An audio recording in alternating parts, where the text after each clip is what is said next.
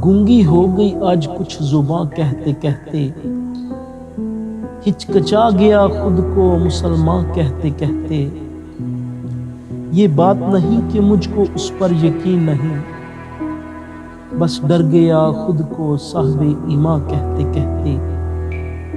तौफीक ना हुई मुझको एक वक्त की नमाज की, और चुप हुआ मुअज्जिन अज़ान कहते कहते।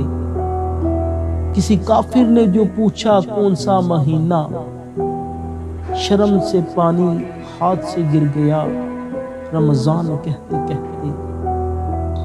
शर्म से पानी हाथ से गिर गया रमजान कहते कहते।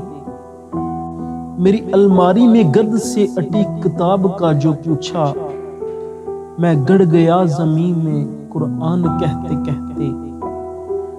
ये सुनकर चुप साध ली इकबाल उसने, ये सुनकर चुप साध ली इकबाल उसने।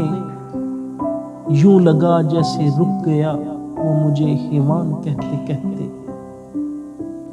लिखना नहीं आता तो मेरी जान पढ़ा कर, हो जाएगी तेरी मुश्किल आसान पढ़ा कर।